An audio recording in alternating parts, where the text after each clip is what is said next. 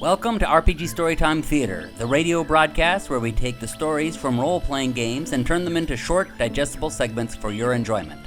Today we present Gangbusters, the 1920s game of mysteries, mobsters, and mayhem. This evening's episode is Murder in Harmony, Part 1, created by Mark Akers and game mastered by Jeff MacArthur. Why do the wealthy always have the worst taste in wallpaper? Their light fixtures, their furniture, their carpet, their doorways all look nice. But your eyes can't get away from the unending stripes of the wallpaper. It's distracting.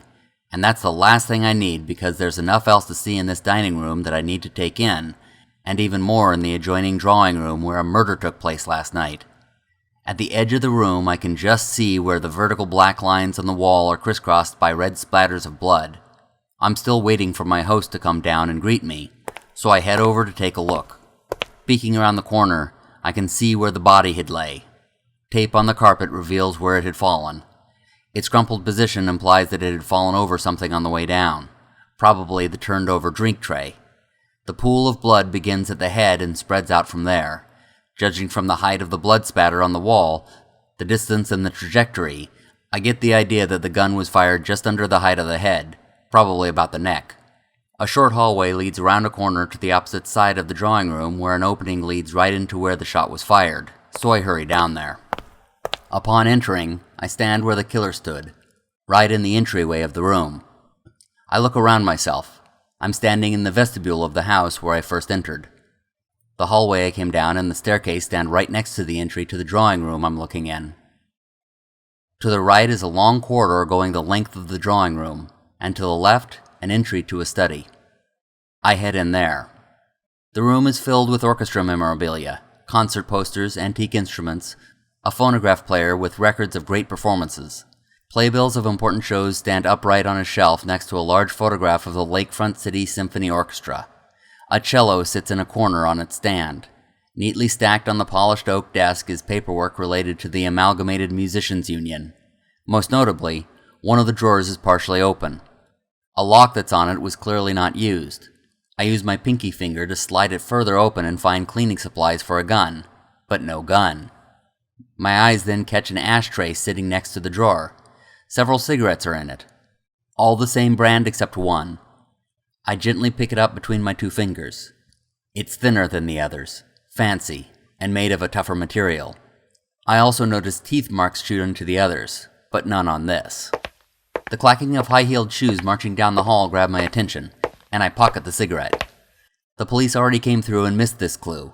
I might as well keep it. The long blonde curls of the woman come bobbing around the corner, her back to me as she looks in the drawing room. I step up behind her. She turns around startled and perturbed. "I told Gardner to show you to the dining room." "It was the butler."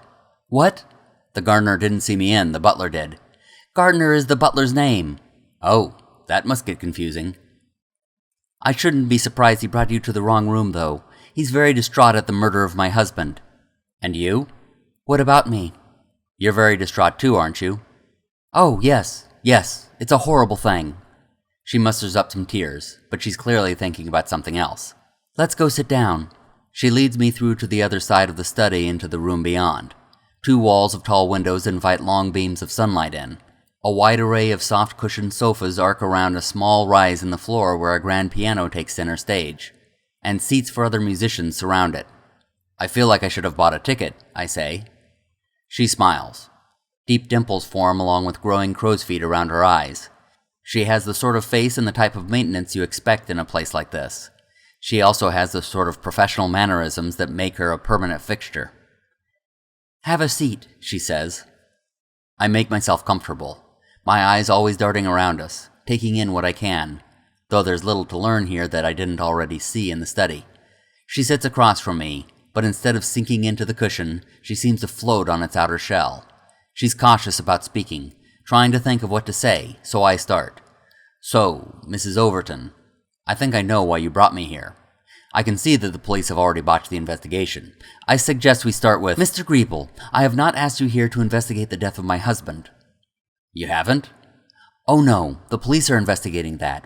I need you to do something else for me, and I need it done in the strictest confidence. Speechless, I pull my hand away from my pocket and listen. She continues, "There's a gentleman named Will Feynman.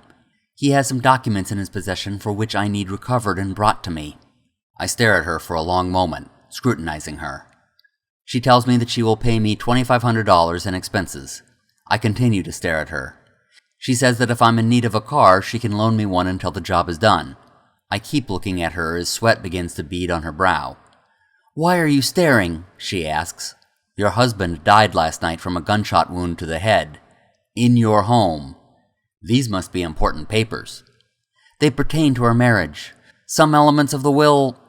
It's complicated, but I will need them before my lawyer executes the will next Thursday." "And your lawyer is?" "Richard Thorndyke, but I would rather he not be privy to this." "So you want me to steal these documents from this Feynman guy?" "Yes." "What you want is a cat burglar." "Unfortunately, they don't advertise in the newspaper. You are well known for being discreet, and you are also known, but admittedly by fewer people, to be willing to bend some rules." I really need to tell people to stop giving out my secrets. "I'll round it off to 3,000. I don't know where exactly he's staying, but he's from out of town and has expensive taste, so I'd imagine he's at one of the finer hotels." I stare at Mrs. Overton a moment longer before agreeing to take the case. Or thievery. The lines blur in this business. And one thing Mrs. Overton is being too polite to say is that I'm desperate for work, and she knows it. I started my independent work as a PI on the heels of some well-publicized police work I did, but some of my other habits were also publicized that zeroed out my benefits. So I'm taking what I can to get started. As I turn the key several times to get my car going, I notice the landscape around Overton Manor. The front is clean and neat with minimal foliage except at the periphery to keep the neighbors out. They're far enough away that if the murder had taken place without anyone home, the others in the neighborhood might not have heard it. Oddly, the one tree that does grow on the property sprouted up right behind the house, its branches curling up over the roof as though hugging it from above. Then I remind myself that I'm not investigating the murder. My job is to steal some papers. I need to focus on that. At least she doesn't know where he is. I can look forward to solving where this Feynman guy is holed up. Unfortunately, that's pretty simple. The number of hotels that an affluent man like that would go to could be counted on one hand. The most obvious choice is the Lexington Hotel. I can even stop for a quick drink at Harrington's. But then I stop myself, remembering I'm not welcome there anymore after I inadvertently started a panic there last time. Maybe I can stop by Little Augie's afterward. Arriving at the Lexington Hotel, I realize there's something in the air today. Or maybe it's just my luck. But something happened here that I once again just missed. A couple police cars are leaving, but there's still one remaining. Scratch off the idea of swiping the papers during the day if they're here. As I head inside, a couple well-dressed goons who look alike brush by me, their broad shoulders knocking into me as if telling me they own the sidewalk. The rich. You'd think they have enough without wanting to own public property, too. As I near the front desk, I notice that the concierge is shaking. His grin is as pasted on as mine is when I go to a party. "Yes, can I help you?" he asks. I'm looking for a guest who might be here. "We have lots of guests. Our guests value their privacy and want..." I slap 20 more bucks on the table.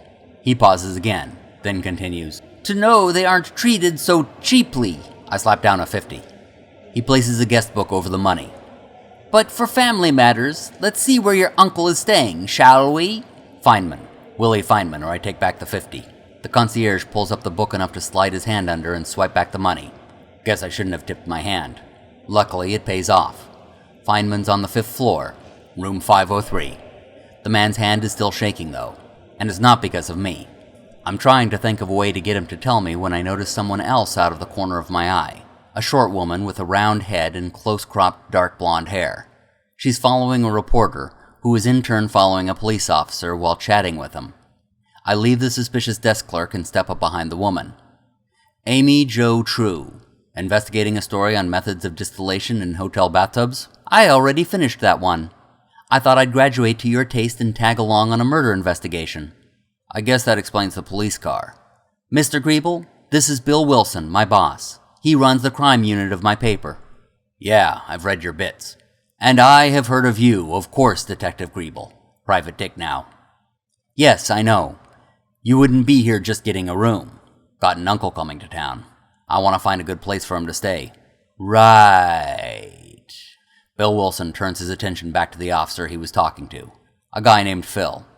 He was just starting the force when I left it, but he's a decent kid. AJ is smirking. Don't people have uncles? I asked. The body's been taken out, but the scene's still preserved. Want to take a look? I shrugged my shoulders. Phil, you mind? Phil tosses her the keys and tells her to return them to the desk when she leaves. She takes me upstairs to the 3rd floor and we go to the room. She unlocks it and we go inside. The room is a shambles. Dresser drawers have been pulled out and smashed on the floor. Furniture has been overturned. The only chair in the room has been slashed open. The bloody mattress has been removed from the bed and part of the stuffing is ripped out. The window on the far end that leads to a fire escape is left open. Guess somebody wanted something. Officer says they think it's a mob hit. The victim was someone named Johnny Perucchio, also called the Weasel. You know him? A thief and a safecracker. I had him up on charges about 3 years ago, but he somehow beat the rap. I think he had connections. Well, not anymore. Shot 4 times in the chest. I look down at the chalk mark of the body. The location of the blood confirms what AJ is saying. The arm is reaching toward a wall, which I turn my eyes toward. Written in blood is the word key. I was wondering how long it would take you to find that, AJ says. What does that mean? It's a small metal item you use to unlock doors? Thanks, smart Alec. If you figure it out, you're better than the police. I say, looking over the floor. There are muddy footprints spread around, but they don't lead to the window where the killer seemed to escape. I think you're better than the police. I can at least hold my liquor better than any of them can. What are you here for? She asks. I stare at her. You really weren't here for this body. What else is shaking? Fodder for your boss, huh? Get you that big promotion? Scoop for myself. Somehow I haven't found a lot of satisfaction living only under Bill's shadow. You've had some bylines. Enough that if I was a man, I'd have my own column. But here's a newsflash for you. A woman needs something a bit more heavy to get attention. And I don't need my investigation ruined by headlines. Look, I know some of Bill's stories weren't fair to you when you were a cop. I'm not him, though. And I won't be. Let me scoop this from under his feet. You know how to convince someone, that's for sure. How about we do a trade? That concierge downstairs was nervous about something. I think it has to do with this murder. You find out what secret he's keeping, and I'll tell you why I'm here. If we're trading, I already gave you some information by bringing you here. You owe me now. Okay, then talk to the concierge because you're curious too, and you want to get to the bottom of this. That sly little grin grows across AJ's face, and she agrees. We go downstairs, and I pretend to be making a phone call while she goes to speak with the concierge. I don't know what they're talking about, but after a while it starts becoming odd that I'm talking for so long to one person on the phone, so I plug some more coins in and pretend to make another call, then a third. God, what do people talk about when they ramble about small talk? Whatever it is, AJ is good at it, because she's got him confiding in her quietly. When at last she is finally done, we both exit the hotel and take a walk while she tells me what he told her. Perucchio, Mr. Key as I'm calling him in my head, came into the hotel about midnight last night. He was carrying a canvas bag and he asked the hotel clerk to wake him at 6 a.m. Willie, the man who told her all this, went on duty at 6 and woke Perucchio, who then left with the bag. He returned 2 hours later without the bag. About 9:15 or so, Willie the concierge heard gunshots, and he rushed upstairs after the police arrived. Swanky hotels, always the best clientele, I say. Your turn, she says. Why are you here? I look around to make sure no one's eavesdropping. Then I tell her, rich dame by the name of Betty Overton. You're investigating her husband's murder? Not exactly. I'm curious about it, but she sent me on a separate errand. Something not publishable. Wait, Arthur Overton contacted my boss 2 days ago.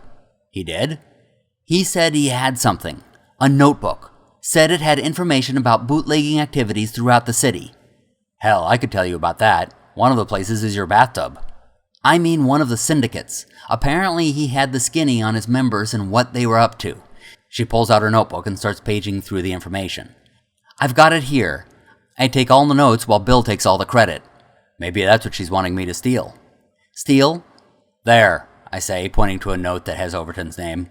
Yes, Overton told Bill that he had a notebook with all the information stored away in a safe in his bedroom. He told him that if anything should happen to him, Bill should tell Overton's wife about it and make sure the contents are made public. Did he? We only learned about the murder this morning, but he probably did. It's Saturday. I'm not even supposed to be working. You got there before they took the body away. You have good eyes, better than most cops. Thank AJ. Did he have mud on his shoes? Yes. I thought it was odd, but figured if it was important, the police would have something about it. How did you know? Ride with me. I don't know. I should probably get to the office. It's Saturday. You're not even supposed to be working. Right. Okay, where do you want to go? We park near the Overton mansion, in plain view of not only the house, but the tree behind it. Keep an eye out, I tell her, and I take a walk. I can hear her asking what I'm doing, but that fades away in the distance as I head into the backyard. AJ begins to follow, but keeps a closer eye on the mansion in fear that we might be caught. It's helpful. This way I can remain focused on my search. Once I get close to the back of the house, I spot the footprints. They lead into, then come out of an open basement window. Not what I was expecting, but I follow them. They go to the tree, then disappear except for a few spots on larger, climbable branches. I begin to climb them, heading exactly where I know he went, right up to a window on the second floor. I slip my fingers underneath and flip it up. Somewhere at the base of the house, I hear the hissing of AJ trying to get me to stop, but I keep going. Inside, I find the master bedroom suite. It's 2 rooms with an opening between them, and it's as fancy and expensive as I expect. The best care hired workers can give. I walk carefully but quietly through, remaining upright in case I'm seen so I can pretend some form of normalcy in what I'm doing. I follow occasional flakes of mud left behind on the carpet. And then I see it. I had expected the safe to be hard to find, behind a painting or under furniture or something. But there it is, wide open, and empty. The weasel strikes again, and for the last time.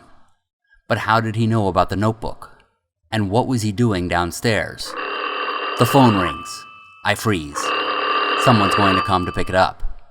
I search for somewhere to hide, but then it stops mid-ring. Someone got it in another room. I hear the voice faintly, a formal, upright voice. The butler named Gardner.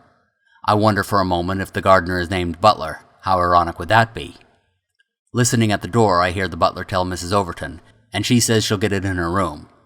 I hurry into the bedroom part of the suite. Luckily, it's made up of 2 rooms, so I'm able to get behind a wall just before she opens the door. I hear her pick up the phone. Hello, who is this? You slimy creep. I expected you to call earlier, but then I forgot. Things that live under rocks aren't early risers, are they? I see.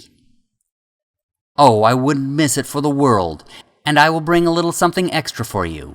Something special. After another moment, she slams down the phone. I peek out and see her holding her head in frustration. Then her shoulders begin to shake, and she starts to cry. The weeping gets stronger and stronger, mixes with rage, and she sobs. She picks up knickknacks from her desk and throws them about the room. I use the noise to mask my leaving, and I head back out onto the tree. Tune in to future episodes to hear what happens next. And while you're at it, be sure to subscribe and ring our bell. And check out other books written by the author at bandwagononline.com. Happy gaming, everybody.